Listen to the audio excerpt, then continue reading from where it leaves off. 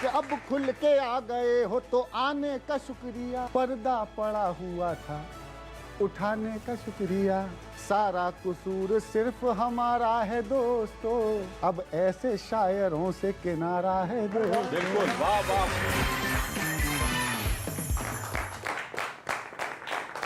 जी हाँ, फिर हम हाजिर हैं उस शो के साथ जो कोरोना काल से पहले तो तालियों की आवाज बहुत ज्यादा होती थी, लेकिन अब सोशल डिस्टेंसिंग का जमाना है। 2 हाथ की दूरी रखनी है तो हाथ जो है वो जब बजते हैं तो कम भी सुनाई देते हैं, लेकिन सुनाई दे रहे हैं फिर से। ये अच्छी खबर है, इस पे एक और ताली हो जाए।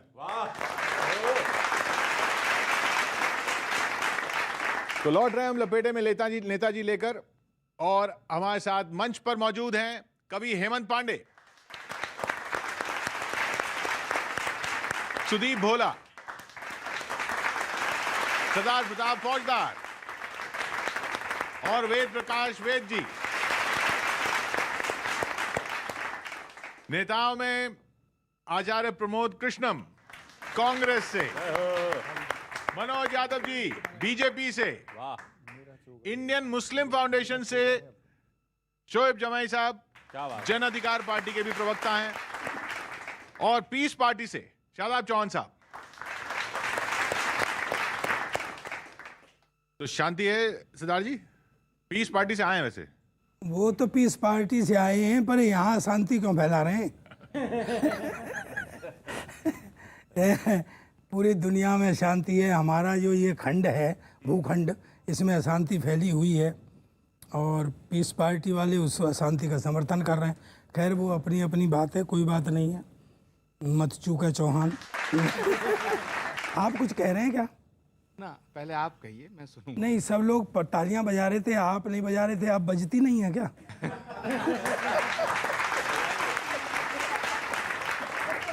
तो सर हम भी जरा ऊंचाई से शुरू करना चाहते हैं। और हमारे पास है एक सबसे पहले तो आप सबको प्रणाम। भाजपा के हमारे अतिथि आए हुए हैं, आपको जय श्री राम करता हूं। पीस पार्टी के आप लोग चुनाव में रेस्ट मत कीजिएगा, नहीं तो रेस्ट एंड पीस हो जाएगा। और हमारे यहाँ पीस को ओम शांति भी कह देते हैं। आचार्य जी आपको मैं सलाम वालेकुम करता हूँ इस बात पे। वालेकुम अस्सलाम। और शोएब भाई आपको राम राम करता हूँ। तो मैं शुरू करता हूँ। देख, आपने कहा सर, किशोर सर के तालियां कम हैं, तालियां कम है लेकिन तालिबान बहुत हैं। हाँ, ये अच्छी बात। तालिबान बहुत। अभी बहुत दिनों से चल रहा है ये जो दृश्य देखे गए। अभी पहले तो मैं एक कुछ दृश्य हमने देखे। एक तालिबानी को देखा, हाथों में कुल्फियां पकड़े है, एक वो रोड पे खड़ा हुआ है कुछ लेकर के, अजीब सा वेशभूषा थी उसकी, टोपी कहीं की। तो मैंने पैरोडियां 2 छोटी लिखी हैं। क्या घटनाक्रम है, घटनाक्रम से जोड़ता हूँ, रिलेट करता हुआ। सुनिए कि मेरा चोगा है अफगानी, वो गा रहे मेरा नहीं, कि मेरा चोगा है अफगानी, है बंदूक इंग्लिशतानी, इंग्लिशतानी नहीं, इंग्लिशतानी। मेरा चोगा है अफगानी, है बंदूक इंग्लिशतानी, सर पर अमेरिका की टोपी, फिर भी दिल है तालिबानी। मेरा चोगा है अफगानी।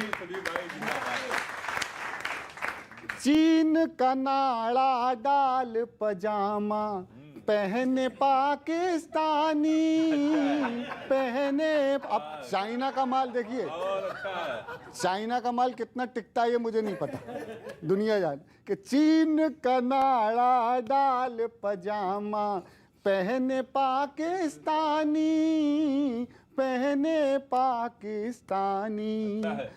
ये बारिश में निकल पड़े हैं ओढ़ के मच्छरदानी, ओढ़ के मच्छरदानी। वो आज़ादी के परवाने, ये आज़ादी के परवाने, जूता गमछा और दस्ताने, बदबूदार मोजे इतने सूंघो और दे दो कुर्बानी। मेरा चोगा है अफगानी, मेरा चोगा है अफगानी। ये तब जब तालिबान घुसा काबुल के अंदर, वो दृश्य देखा। उसके बाद में फिर तो उनके मौज हो गए, संसद भवन में भी लो, राष्ट्रपति भवन में भी लो। और क्या दृश्य थे, बड़े आनंददायक दृश्य थे, बच्चों के जैसे खेल रहे थे।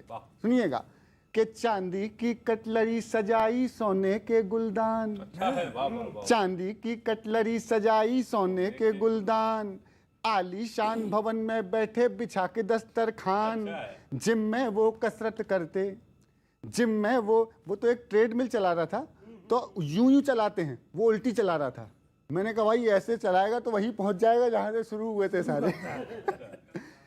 चांदी की कटलरी सजाई सोने के गुलदान, आलीशान भवन में बैठे बिछा के दस्तरखान, जिम में वो कसरत करते, बचकानी हरकत करते, एक तालीवानी बोला मुझे झूला भी झुला दे, लाले दी जान मैनू कुल्फी खिला दे। वो कुल्फी लिया, लाले दी जान इन्हें कुल्फी खिला दे, ऐसा ना हो ये खुद को बम से उड़ा दे। भाई नहीं मिली कुल्फी, उड़ा भी सकता है, ऐसा ना हो वो खुद को बम से उड़ा दे। कि बचपन से हाथों, मेरी बेटी ने पूछा, बोले पापा ये बंदूक लिए हैं और बच्चों की तरह खेल रहे हैं, और बचपन में खेले नहीं क्या? मैंने कहा बेटा बचपन में अगर ये खिलौने खेल लेते तो आज ये बंदूकों से नहीं खेल रहे। सुनिएगा कि बचपन से हाथों में हैं जिनके हथियार जी, बचपन से हाथों में हैं जिनके हथियार जी, बच्चों की गाड़ी में बैठा पहली बार जी, लकड़ी के घोड़े पे घोड़ा लेके दौड़ा, घोड़ा लकड़ी के घोड़े पे वो घोड़ा लेके दौड़ा, मारे खुशी के ट्रिगर ना दबा दे, लाले दी जान इसे कुल्फी खिला दे, ऐसा ना हो ये खुद को बम से उड़ा दे। तो ये दृश्य मैंने देखे। मैं हमारे मित्र को इनको जो है एट्रीब्यूट करता हूँ भाजपा वालों को, कि तालिबान के पजामे में छुपने की कोशिश मत करो। अच्छा, तालिबान के पजामे में छुपने की कोशिश मत करो, नकाब तो तुम्हारा भी उतर रहा है। जला दिया आधी रात बेटी को, जला दिया आधी रात बेटी को, आबरू तो यहाँ भी उतर रहा है। बहुत बहुत शुक्रिया। अच्छा, ये इसका मैं क्या मनोज जी से पूछ लेता हूँ, क्या हाँ लेना देना क्या? भारत सरकार वैसे ही अपना स्टैंड स्पष्ट कर चुकी है, एस जयशंकर जी भी स्पष्ट कर चुके हैं। हम लोग किसी भी आतंकवादी गिरोह के साथ, ना तालिबान के साथ, ना किसी के साथ छुपने वाले हैं, ना उनका साथ देने वाले हैं। हम लोग लोकतांत्रिक मूल्यों में विश्वास रखते हैं। लेकिन मैं इस लिबरल गैंग से, और जो टुकड़े टुकड़े गैंग है देश के अंदर, जो चलती बुद्धिजीवी गैंग है, उनसे मैं पूछना चाहता हूं, अगर आपको यहाँ डर लगता है, असहिष्णुता की कहानियां गढ़ी जाती है कि देश में असहिष्णुता है, डर है, भय है, तो मैं इनसे एक बात कह देना चाहता हूं कि भैया इस डर वाले और असहिष्णु देश के अंदर मत रहिए। आप एक बार तालिबान जाकर के दर्शन करके आइए, अफगानिस्तान चले जाइए। आप कह रहे हैं कि कुछ लोग हैं यहाँ जो बस उनका समर्थन कर रहे हैं। भाई मैं ये कह रहा हूँ कि ठीक है, तालिबान बहुत क्रूर शासन है और बहुत क्रूर शासन, ये मान रहे हैं ना आप? मानते हैं, ठीक है। चलिए अगली कविता सुनते हैं, इस बात को आगे जारी रखेंगे। अच्छा, मुझे कुछ माहौल ऐसा नजर आ रहा है सच्चाई में कि घर में बैठ करके तो तालिबान को सब गालियां दे रहे हैं और सामने कोई नहीं आ रहा है। मैं सही कह रहा हूँ आपसे? अच्छा, छोटे मोटों की कोई औकात नहीं है, वो कुछ कह जाए तो बड़े वाले कह देते हैं ये अपने स्तर पर कह गया है।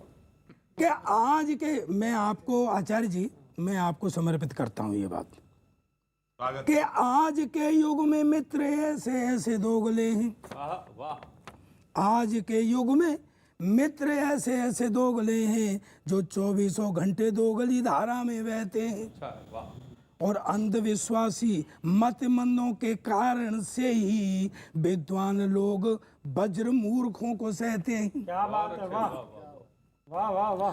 के उच्च कोटि के बहरूपिये मिलेंगे यहाँ अपने देश में, उच्च कोटि के बहरूपिये मिलेंगे यहाँ, शेरों की खाल ओढ़ गीदड़ भी रहते हैं, और ऐसे भी ढपोर शंख जो रात दिन बजते हैं, पर तालिबानियों को आतंकी नहीं कहते।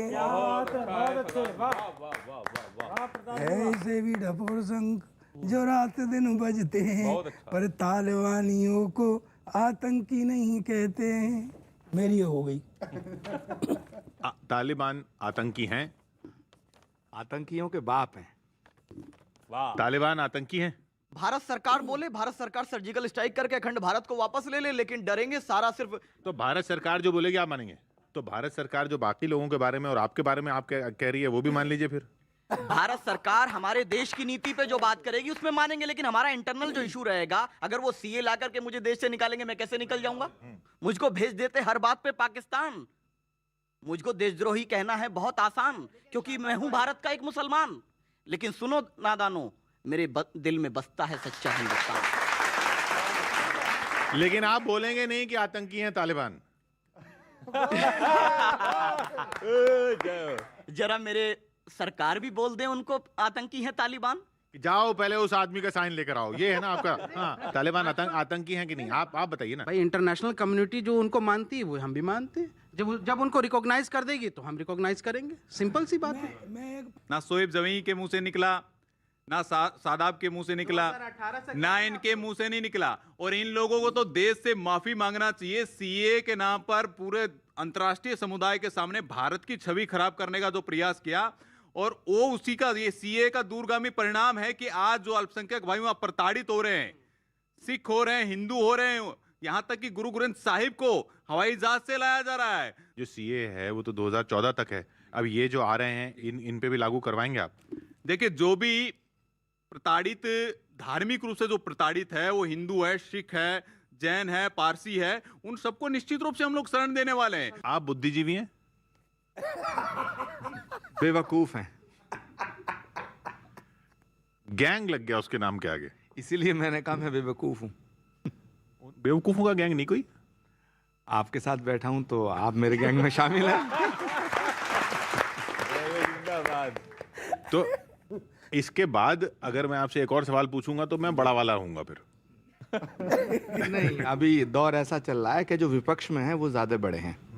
सबसे अच्छी बात आज यहाँ आकर के जो लगी मुझे शुरुआत में, वो लगी कि भोला जी ने मुझे अस्सलाम वालेकुम कहा, जबकि वो जानते हैं कि मैं आचार्य प्रमोद कृष्णम हूँ, और शोएब जमई को राम राम कहा। यही भारत है प्रीत जहाँ की रीत सदा, मैं गीत वहाँ के गाता हूँ, भारत का रहने वाला हूँ, भारत की बात सुन। ये भारत है। जितनी आप लोगों में इतनी जल्दी जल्दी बहस हो गई, इतनी तो 40 महिलाएं एक साथ बिठा देना, वो नहीं बोलती जितना आप 4 लोग बोल लिया लग रहा है। हाँ, अभी मैं आप सभी को संबोधित करता हूँ। भाजपा नेताओं की सलाहें कि सुनिएगा, अभी जो आपने सलाह दी मनोज जी, और आप भी सुनिएगा, आप भी इसमें शामिल हैं। भाजपा नेताओं की सलाह गजब है यार।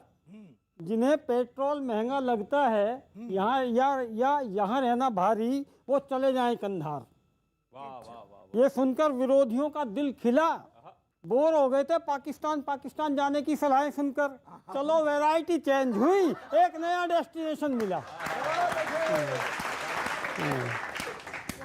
खैर ये बात तो मजाक में आई है, पर पूरे बयान को गंभीरता से देखा तो पता लगा कि विधायक जी ने, नेताजी ने क्या दूर की दृष्टि पाई है। वास्तव में बहुत दूर की सोच के करें, ऐसे नहीं करें। देखिए इनकी दूरदृष्टि कितनी लंबी है। सबसे पहले तो कंधार तक जाने के लिए गाड़ी में तेल भरवाओ, जिसके टैक्स से राज्य और केंद्र के खजाने भरेंगे। अब ये ऐसी ही टेक्निक का इस्तेमाल करेंगे, और तेल यूं ही तो नहीं भर जाएगा कि हो गए जाकर पेट्रोल पंप पर खड़े। हो सकता है किसी को लोन लेना पड़े। तो अगर जाने लगे इनकी सुनकर कंधार, तो लगे हाथ बैंकों का भी हो जाएगा उद्धार। और बयान का प्रैक्टिकल रूप देखना आप, और बयान प्रैक्टिकल में भी सत्य साबित हुआ तो सुन लो एक और फायदा, सत्य और बाकायदा। कंधार में जाते ही कार जल जाएगी, और हमारी स्क्रैप नीति अपने आप फूल फल जाएगी। वाह गुरु जी, वाह। और अभी तो काफी बहस हुई आप तीनों लोगों में।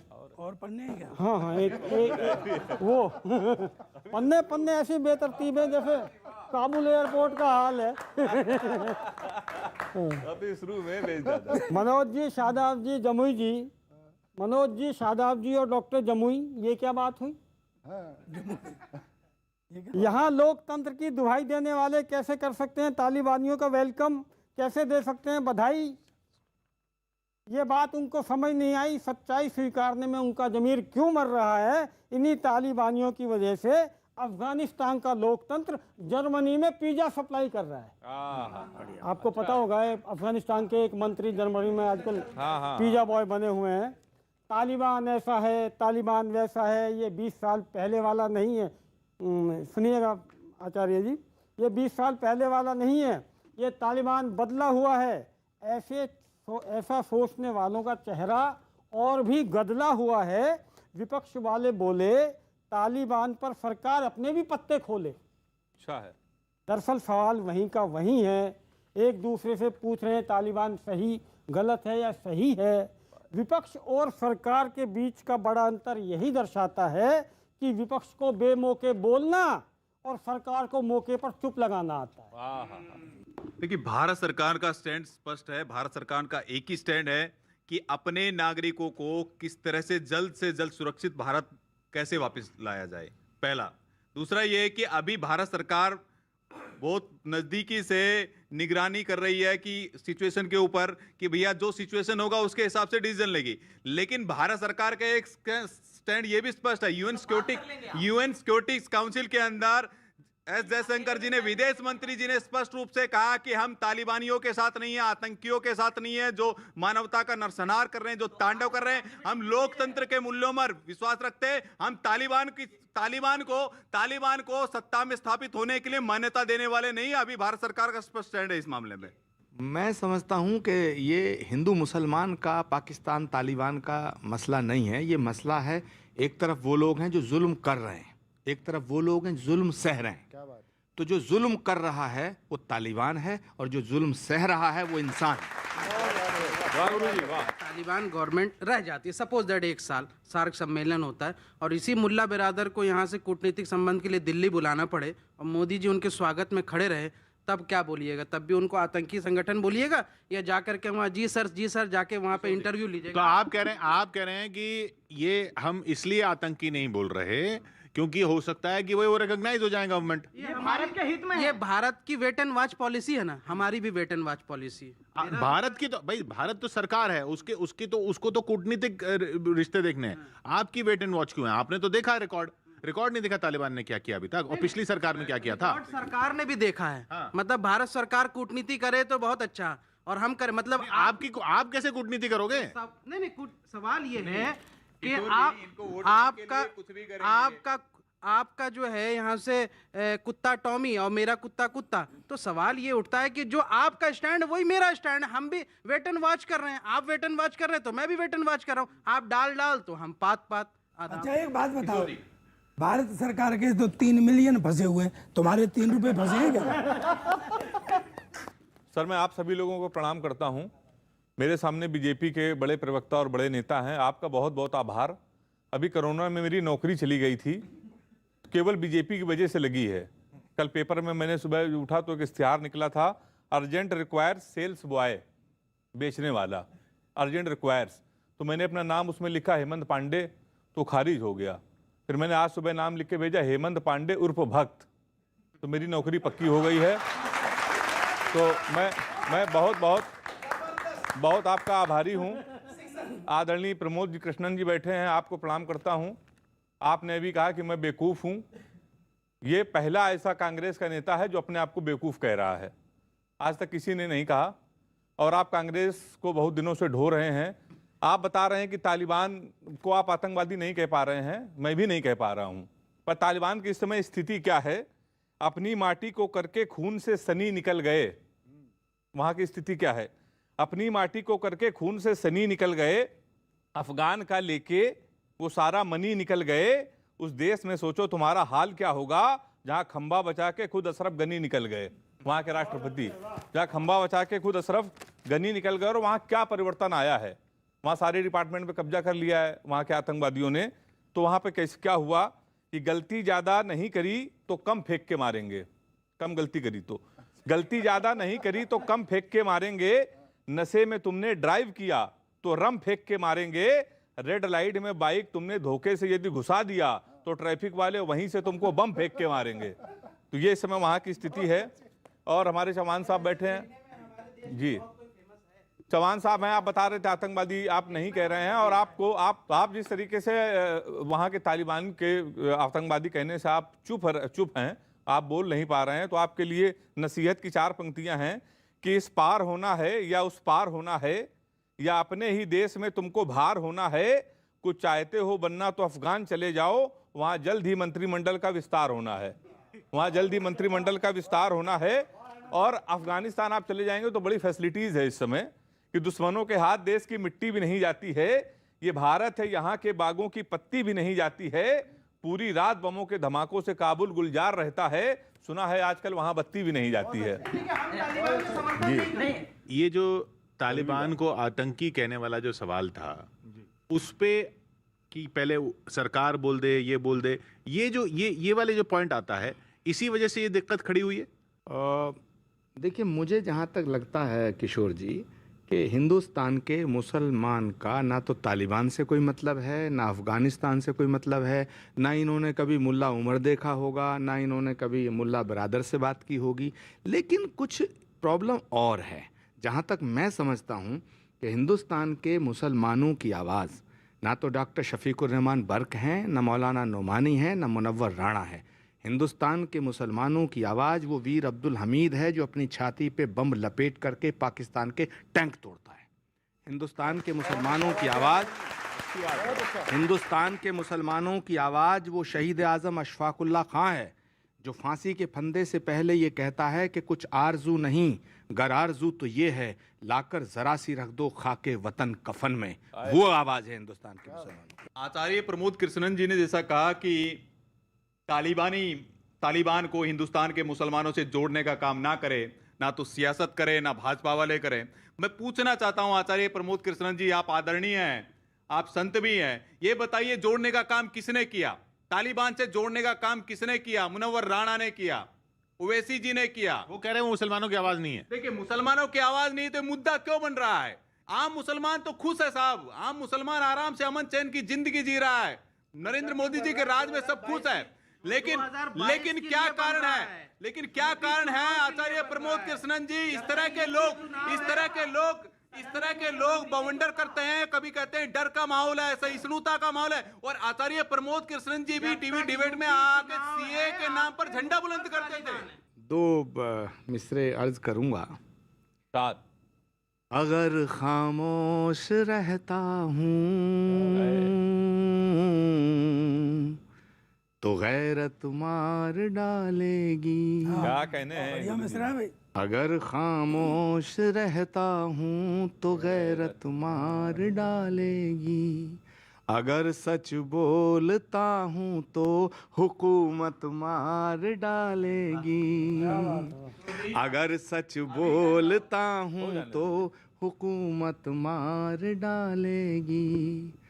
बहुत होशियार रहना है हिंदू और मुसलमान को, लड़ा कर आपस में वरना सियासत मार डालेगी। मैं गज़ल सुनाता हूँ, और हमारा बहुत बड़ा सौभाग्य है कि हमने राहत चचा के साथ बहुत सफ़र किए, बहुत आशीर्वाद मिला, बहुत प्यार करते थे। अब नहीं है हमारे बीच, लेकिन उनके लिखा हुआ अमर है। ऐसे ही मुनव्वर राणा जी का लिखा हुआ अमर है। लिटरेचर में जो उनका योगदान है, मैं 7 जन्म में उतना नहीं लिख सकता, लेकिन पिछले दिनों से जो बयान दिए हैं, भगवान से प्रार्थना करूंगा उसका भी 1% मैं अपने जुबान से ना निकालूं। 4 पंक्तियां मैं सुना देता हूं स्वर्गीय अशोक साहिल जी की। नजर नजर में उतरना कमाल होता है, नफस नफस में बिखरना कमाल होता है, बुलंदियों पे पहुंचना कोई कमाल नहीं, बुलंदियों पे ठहरना कमाल होता है। तो ये पंक्तियां मुझे याद, इससे अच्छा मैं कभी नहीं लिख सकता। लेकिन कुछ शेरों को मैंने उसकी पैरोडी बनाई है, और एक पैरोडी सुनाता हूँ राणा जी के लिए। राणा जी से लेकर राणे तक बहुत लफड़े चल रहे हैं, बस सिर्फ बोलने पर विवाद चल रहा है। सुनिएगा। तो कुछ शेर हैं। मैंने एक अमेरिकी से पूछा, मैंने यार कम से कम 2400 सैनिक मारे गए और $1 ट्रिलियन खर्च कर चुके, तो तुम्हारा तो बड़ा योगदान है। तो उसने मुझे राहत जी का शेर सुनाया कि खून अमरीकियों का भी शामिल है वहां की मिट्टी में। वाह वाह वाह। खून अमरीकियों का भी शामिल है वहां की मिट्टी में, किसी के बाप का अफगानिस्तान थोड़े ही है। मैंने कहा बात तो सही है, माल भी लगा और जान भी लगी। फिर उसके बाद में एक शेर सुनिएगा कि खून अमरीकियों का भी शामिल है वहां की मिट्टी में, किसी के बाप का अफगानिस्तान थोड़े ही है, और मिटा रहा है वो दीवार पर बनी औरत। सुनिएगा, मिटा रहा है वो, दीवार पे बनी औरत। देखा होगा तालिबान में वो काले रंग से पोतते हुए, मिटा रहा है वो दीवार पर बनी औरत। वो तालिबान है, सलमान खान थोड़े ही है। वाह वाह वाह। वो तालिबान है, सलमान खान थोड़े ही है। और वो तो हम हैं जहां औरंगजेब रोड भी है, जहां में दूसरा हिंदुस्तान थोड़े ही है। तो एक पैरोडी सुनना, स्वागत है। मैं चाचा मुनव्वर से क्षमा के साथ सुनना स्वागत है। कि हमारी शान थे चचा, हमारी जान थे चचा, वाह। पता हमको चला है अब कि तालिबान थे चचा। अब खुल के आ गए हो, तो इसके लिए मैं सैल्यूट करता हूं उनको। कम से कम खुल के बोलने की हिम्मत तो रखते हैं, और ये शायर कभी ही कर सकते हैं जो खुल के बोलने की हिम्मत रखते हैं। कि अब खुल के आ गए हो तो आने का शुक्रिया, जय हो, जिंदाबाद। अब खुल के आ गए हैं तो आने का शुक्रिया, पर्दा पड़ा हुआ था उठाने का शुक्रिया, सारा कसूर सिर्फ हमारा है दोस्तों, सारा कसूर सिर्फ हमारा है दोस्तों, अब ऐसे शायरों से किनारा है दोस्तों। बिल्कुल, वाह वाह वाह। अब ऐसे शायरों से किनारा है दोस्त, और जो भी जिहादी सोच का मारा है दोस्तों, अब ऐसे शायरों से किनारा है दोस्तों। हम जानते हैं आप में मिस्टेक कहाँ है, हम जानते हैं आप में, देखो मैं पढ़ तो रहा हूँ, मेरे कई मुशायरे मारे जाएंगे इस चक्कर में, लेकिन पढ़ रहा हूँ। हम जानते हैं आप में मिस्टेक कहाँ है, सम्मान तो लौटा दिया पर चेक कहाँ है, सम्मान तो लौटा दिया पर चेक कहाँ है, ये आस्तीन है या पिटारा है दोस्तों, सारा कसूर सिर्फ हमारा है दोस्तों, सारा कसूर सिर्फ के दिन रह गए थे देखने को बस यही बाकी, बुलंदियों पे ठहरना कमाल होता है। दिन रह गए थे देखने को बस यही बाकी, गजलें सुना रहे हैं लोग आपको माँ की, गजलें सुना रहे हैं लोग आपको माँ की। मीठी, अरे पंक्ति है ये कि मीठी नदी का ठौर ये खारा है दोस्तों, मीठी नदी का ठौर ये खारा है दोस्तों, अब ऐसे शायरों से किनारा है दोस्तों, के चटके हुए हैं और पटकने में लगे हैं, बहुत अच्छा है। चटके हुए हैं और पटकने में लगे हैं, हर बात पे योगी से अटकने में लगे हैं, इस स्पीड फुल है ट्रक ये खटारा है दोस्तों, स्पीड फुल है ट्रक ये खटारा है दोस्तों, अब ऐसे शायरों से किना। अच्छा, मतलब की बात मैं बता देता हूँ, और आप सबसे निवेदन करता हूँ, हाथ जोड़ता हूँ, पांव पड़ता हूँ आपके, कि इसका निवारण आप ही लोग कर सकते हैं। आखिरी पंक्ति आप लोग को सुनाता हूं, सुनिएगा। कि मायावती शिवपाल या अखिलेश से मिले, पीस पार्टी से ही मिले, और आपकी कौन सी पार्टी है भाई?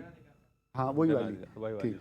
मायावती शिवपाल या अखिलेश से मिले, ओवैसी आप या की कांग्रेस से मिले, नाटक ये टिकट के लिए सारा है दोस्तों, अब ऐसे शायरों से किनारा है दोस्तों। मैं एक बात कहना चाहता हूं सर, एक महाभारत में एक कथा आती है, उसमें ये होता है कि एक जैसे चार अपराधी खड़े कर दिए जाते हैं, और युधिष्ठिर से कहा जाता है कि इनको सजा दो।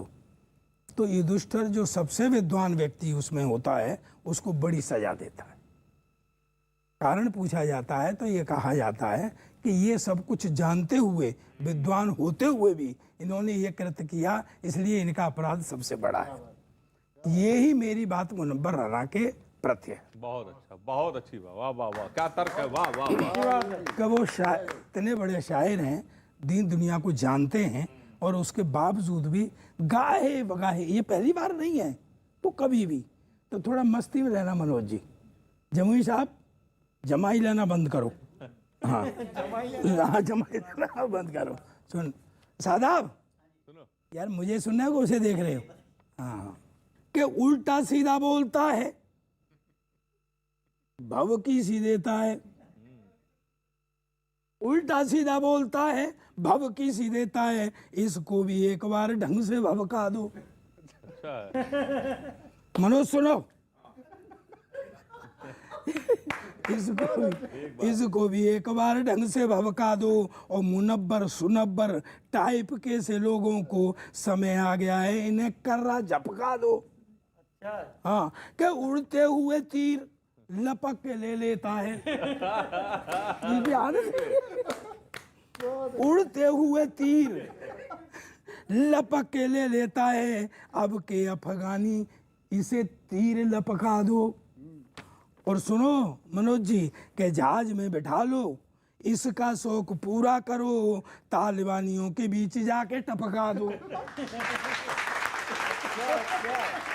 यार हाँ, क्यों? अब ये आपके जी है, क्या आप ही कर सकते हैं इस काम को? क्यों कर सकते हैं? सुनना आचार्य जी, आप समझना इसको, कि बस एक काम देश का कर दो।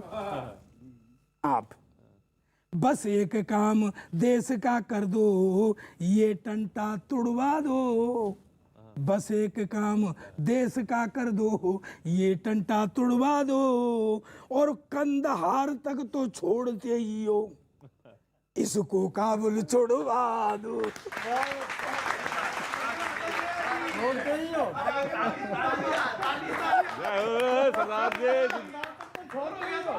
देखिए प्रताप जी जिंदाबाद। किशोर जी, जो लोग जिनको यहाँ असहिष्णुता लगती है, यहाँ डर लगता है, उनको एक बार निश्चित रूप से कंधार और काबुल जाके आना चाहिए और कुछ दिन रह के वो कह रहे हैं आपको छोड़ने की आदत है, आप छुड़वा दो। देखिए ऐसा है कि हम लोग तो ऐसे लोगों को कह रहे हैं कि भैया आप तैयार रहिए, एक बार अनुभव करके आइए कि पता लगेगा कि हिंदुस्तान ज्यादा सुरक्षित है या अफगानिस्तान ज्यादा सुरक्षित है या तालिबान ज्यादा सुरक्षित है। कि सांस का हर सुमन है वतन के लिए, जिंदगी ही हवन है वतन के लिए, कह गई फांसियों में फंसी गर्दनें, ये हमारा नमन है वतन के लिए। वाह वाह वाह।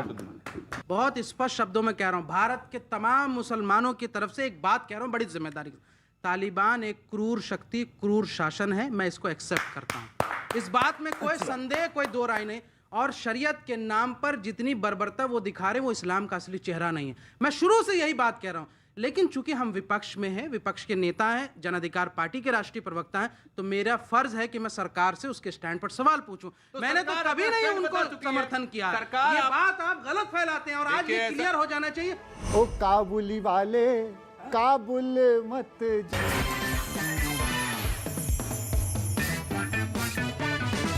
मुनव्वर जी पे बड़ी बातें हुई, मैं भी एक कविता सुना देता हूँ। कविता का शीर्षक भी इतना ही बड़ा है जितनी बड़ी छोटी सी कविता है ये। शीर्षक सुनना प्रताप जी। और सुनाओ मुनव्वर चचा, अब उगल दिया या कुछ बाकी बचा? है भी है।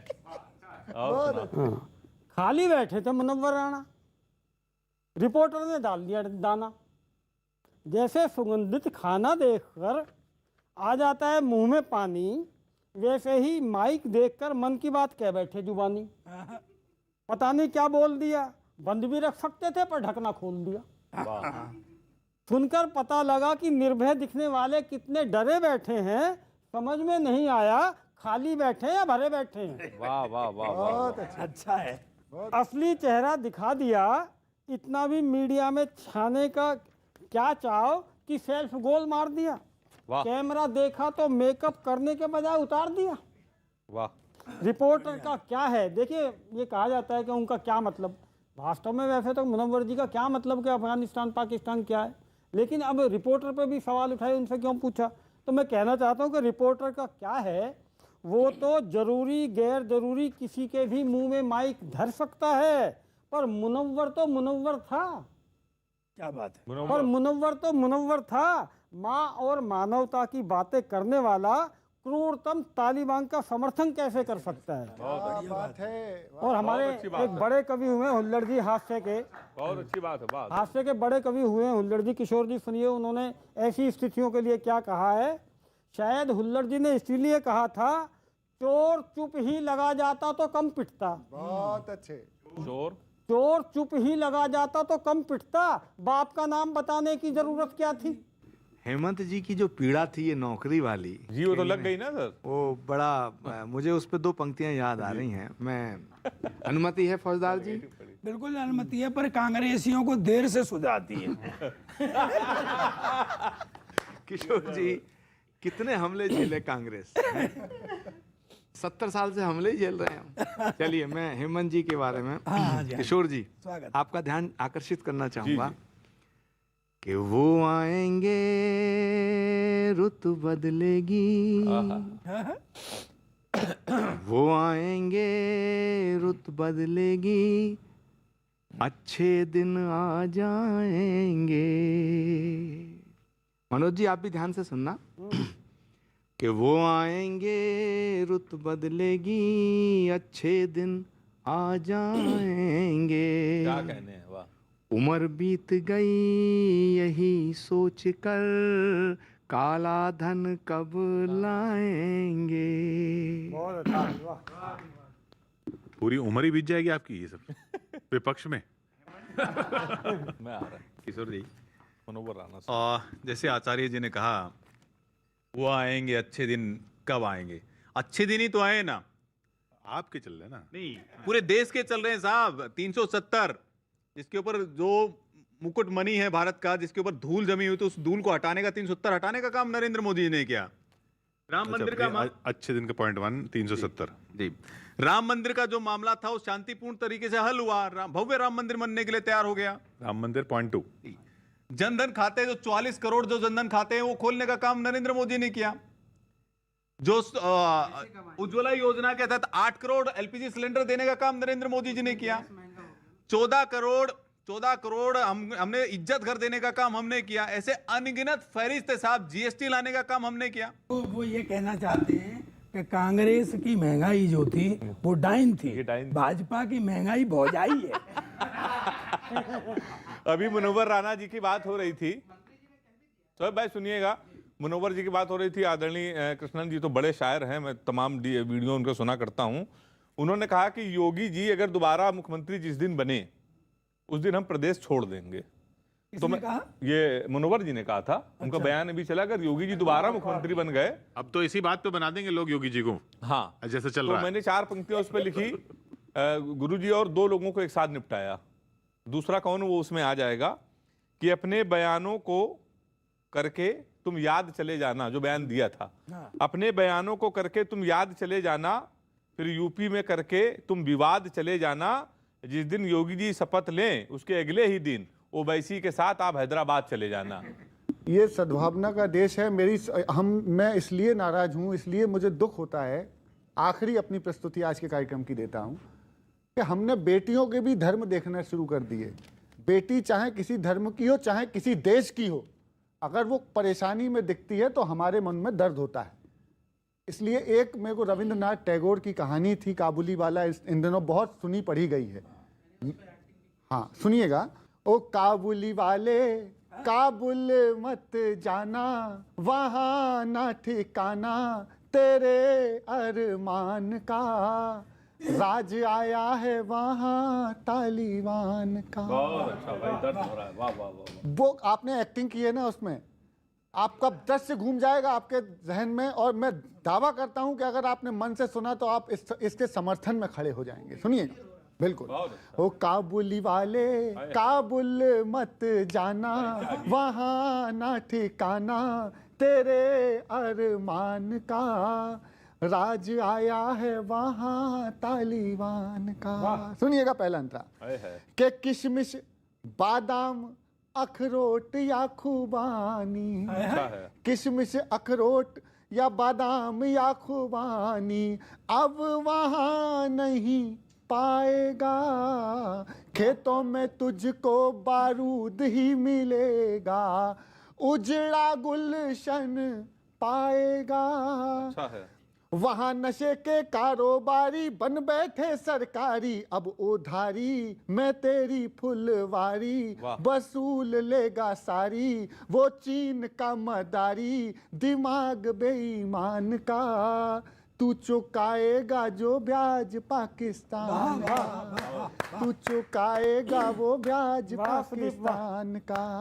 ओ काबुली वाले का। और अंत करता हूँ, सुनिएगा जमुई भाई आपका समर्थन।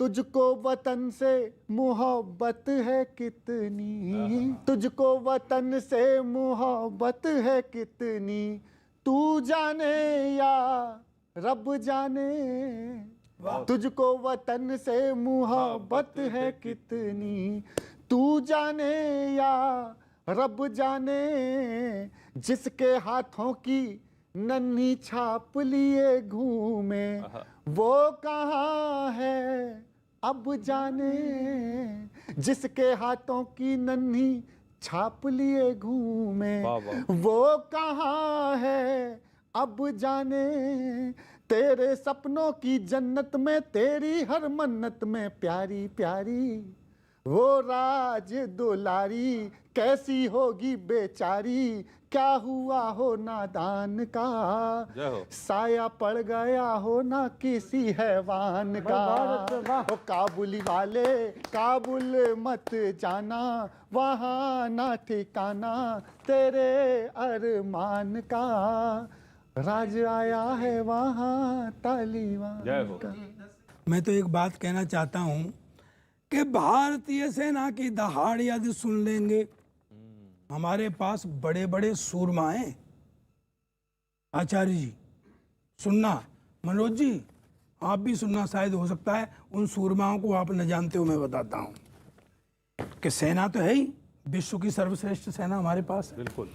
कि भारतीय सेना की दहाड़ यदि सुन लेंगे तो सोते हुए सारे अफगानी जाग जाएंगे। और फौज के अलावा हमारे ऐसे भी सूरमा हैं जो दुश्मन के गढ़ में यूं फलांग जाएंगे कि फेसबुक ये गालिबान